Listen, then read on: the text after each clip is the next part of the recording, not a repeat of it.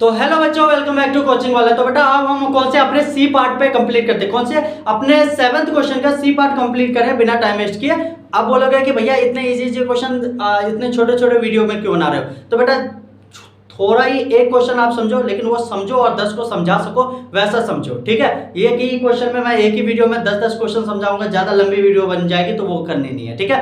ठीक है, आप एक ही पार्ट समझो लेकिन अच्छे तरीके से समझो ताकि 10 को समझा सको। क्लियर है, तो इसलिए मैं थोड़ा थोड़ा ही समझा रहा हूँ, ठीक। तो देखो सी पार्ट में क्या बोल रखा है कि अब मेरे पास वही रामकथा ट्रायंगल दे रखी थी। ट्रायंगल में बोल रखा है कि एईपी जो है वो सिमिलर होगी कि नहीं एडीबी के। कौन सी, ये रही ए, ये रही ई और ये रही पी। ये वाली जो ट्रायंगल हो रही है वो हमारी ट्रायंगल एडीबी के, कौन सी, ये रही ए, ये रही डी और ये रही बी, ये बड़े वाले ट्रायंगल के इक्वल मतलब सिमिलर होगा कि नहीं, ये चीज हमें प्रूव करना है। क्लियर है, क्वेश्चन तो आपको दिख ही रहा होगा, क्वेश्चन तो मैंने समझा ही दिया था, ठीक है। तो अब देखो मैंने क्या बोल रखा है, फिर से देख लो।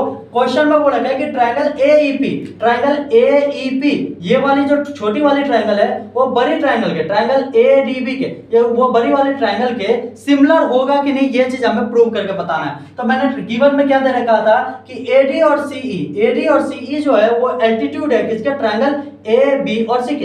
ए बी सी का कौन सा एल्टीट्यूड है, एडी एंड सीई। एडी और सीई, ये रही ए और डी, ये रही सी और ये क्या है, एल्टीट्यूड है। मतलब एक ट्रायंगल को दो टुकड़ों में बांट रखा है, किसमें, एक एडी और सीई जो है मिड पॉइंट ऑफ पी का क्या है, ट्रायंगल का एल्टीट्यूड है, ठीक है। ट्रायंगल एबीसी का एल्टीट्यूड कौन कौन सा है, एडी और सीई। क्लियर है, तो हमें प्रूव क्या करना था कि एईपी जो है वो सिमिलर होगी कि नहीं एडीबी के। एईपी जो है ये वाली छोटी वाली ट्रायंगल, ये ए डी और बी के या फिर ए बी डी के कह सकते हो, ए डी बी के इक्वल होगा कि नहीं, मतलब सिमिलर होगा कि नहीं, ये चीज हमें प्रूव करना है, ठीक है। क्वेश्चन यही बोल रखा था। तो मैंने देखो क्या लिखा है कि ट्रायंगल एंगल एईपी, कौन सी, एंगल ए ई और पी, ये वाले एंगल, ठीक है। एंगल एईपी जो है वो किसके, एंगल एडीबी के इक्वल है, एंगल ए डी और बी के इक्वल है। मतलब एंगल ई जो है एंगल डी के इक्वल है, क्योंकि दोनों हमारी कितनी डिग्री की थी, 90 डिग्री की है, इसलिए मैंने लिख दिया ईच 90 डिग्री, ठीक है। एंगल एईपी जो है वो इक्वल हो रही है किसके, एंगल एडीबी के।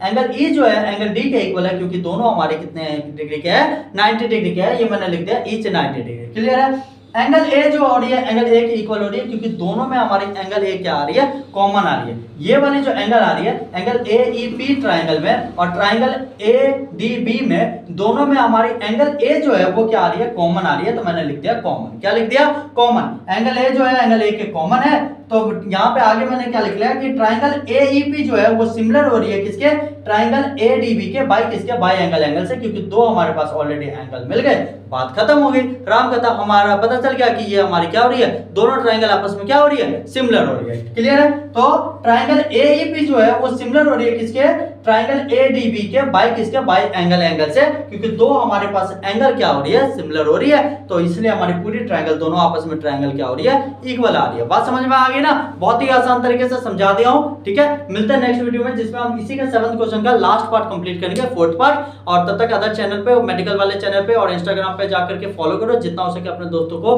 वीडियो में शेयर करो, ठीक है। मिलते हैं नेक्स्ट वीडियो में, थैंक यू सो मच, चलो बाय बाय। और जल्दी से नोट डाउन कर लो, अब हम कौन सा 4th क्वेश्चन कंप्लीट करेंगे नेक्स्ट वीडियो में। क्लियर है, जल्दी नोट डाउन कर लो।